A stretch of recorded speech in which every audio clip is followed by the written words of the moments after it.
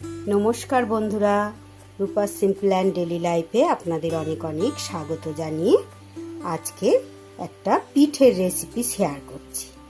আজকের রেসিপিটা হলো, দেখেই বুঝতে পাচ্ছেন এটা তালের পুলি করেছি। আজকের রেসিপিটা হলো ক্ষীর মাখা তাল পুলি। কিভাবে রেসিপিটা বানালাম অবশ্যই আপনারা দেখতে থাকুন। যদি ভালো লাগে একটা লাইক করে কমেন্ট করে শেয়ার করে দেবেন। আর নতুন বন্ধু যারা আমার চ্যানেলে দেখছেন অবশ্যই কিন্তু আমার চ্যানেলটাকে সাবস্ক্রাইব করে আমার পাশে থাকবেন। এইভাবে ওপর থেকে দিয়ে দেব আমি তৈরি করে রাখা ক্ষীর। কিভাবে আমি বানালাম আজকের রেসিপি অবশ্যই আপনারা সঙ্গে থাকুন আর দেখতে থাকুন। একটা দারুণ স্বাদের লোভনীয় ক্ষীর মাখা তাল পুলি।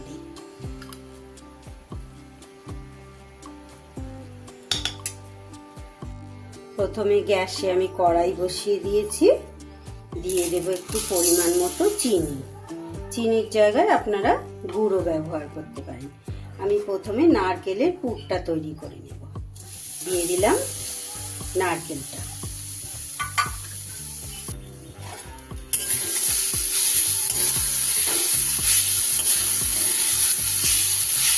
পুরটাকে আগে তৈরি করে নিচ্ছি। এইভাবে তো সবাই আপনারা পারেন, এইভাবে করে নেবেন।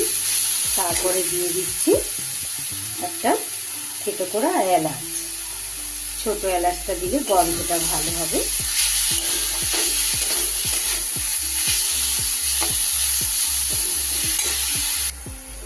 পুরটা আমার তৈরি হয়ে গেছে।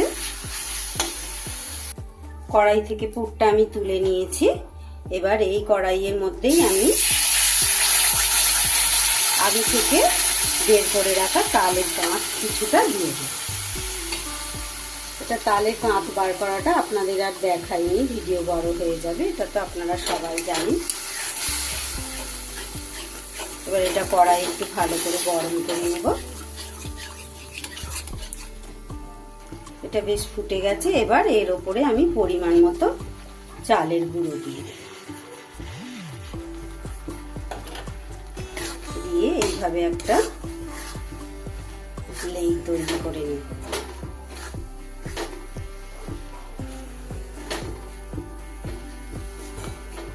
সুন্দর করে এবার এটা চটকে চটকে এটাকে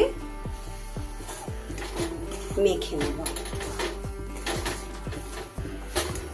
শক্ত করে।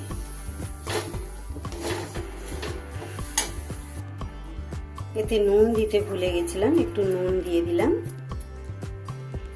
দিয়ে ভালো করে এটা এর সাথে চটকে চটকে একদম একটা লেই তৈরি করে নেব।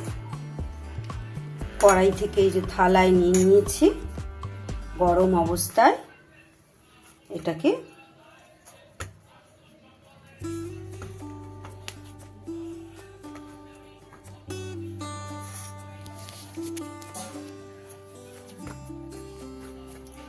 একটা ভালো সুন্দর করে ডো তৈরি করে নিতে হবে।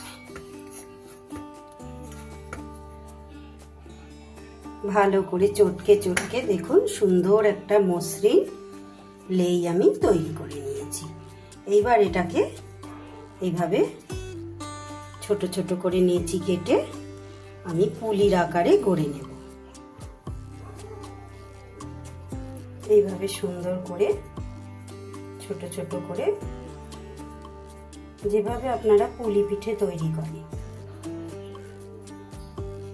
ঠিক ওইভাবে গোল করে নিয়ে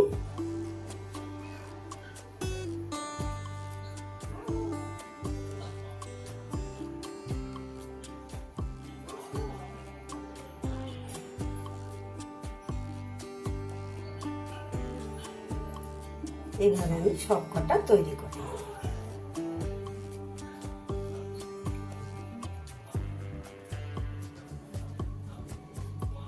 তালটা আমি একটা বেতের ঝুড়ির মধ্যে ভালো করে চেঁচে একটা পাত্রে গরম করে জাল দিয়ে রেখে দিয়েছিলাম।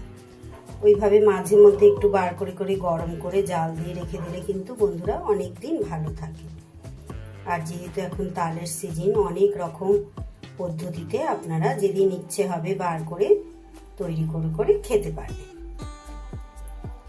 এইভাবে সুন্দর করে ছোট ছোট আকারে পুলিগুলো আমি তৈরি করে নেব।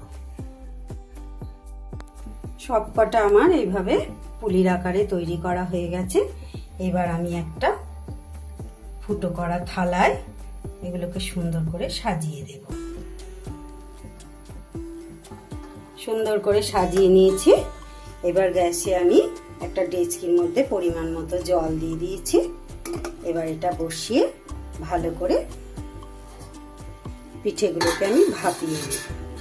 চাপা দিয়ে দিলাম। অন্তত পক্ষে 20 থেকে 30 মিনিট আমি এটা সিদ্ধ করে নেব। এই পাশে আমার এটা সিদ্ধ হতে হতে এদিকে ওভেনে আমি একটা কড়াইতে দুধ বসিয়ে দিয়েছি। দুধটা আমার আগে থেকে জাল করা ছিল। কিছুটা পরিমাণ দুধ বসিয়ে দিয়েছি। এই গরম দুধটা থেকে কিছুটা দুধ আমি তুলে নেব।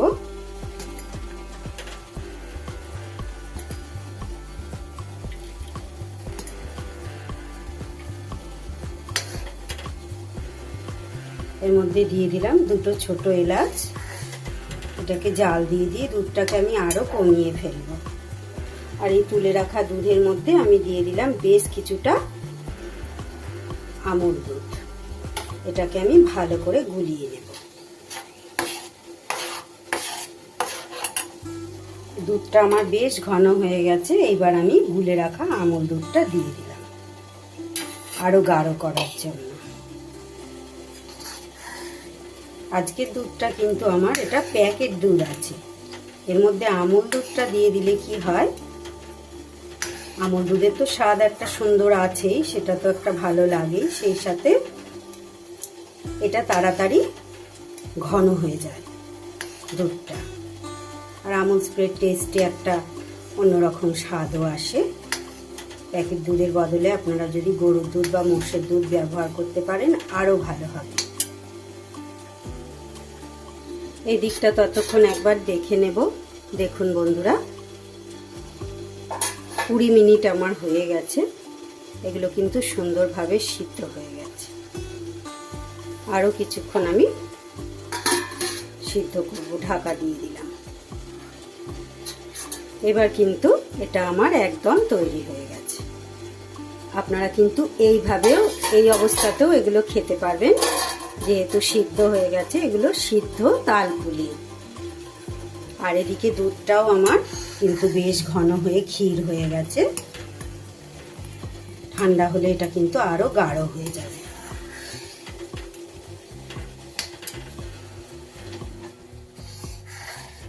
এবার এটার মধ্যে আমি দিয়ে দেব পরিমাণ মতো চিনি। চিনিটা আপনারা আপনাদের স্বাদ মতো দেবেন। আমি একটু পরিমাণে কমই দিচ্ছি। খুব গাঢ় মিষ্টি হয়ে গেলে আবার খেতে ভালো লাগবে না, কারণ তালপুলির ভেতরেও নারকেলের মিষ্টি দেয়া পুর দেয়া আছে।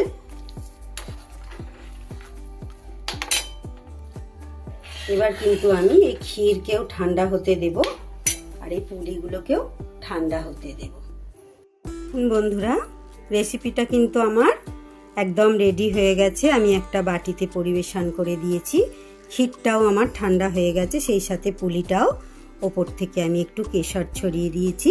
রেসিপিটা সুন্দর লাগছে দেখতে। ভিডিওটা আমি এখানেই শেষ করছি বন্ধুরা। সবাই খুব ভালো থাকবেন, সুস্থ থাকবেন। ঈশ্বর আপনাদের সকলের মঙ্গল করুন। আবার চলে আসবো নতুন কোনো রেসিপি নিয়ে। আমার ক্ষীরে মাখা তালপুলির রেসিপি কেমন লাগলো অবশ্যই আপনারা জানাবেন। আসি বন্ধু, টাটা।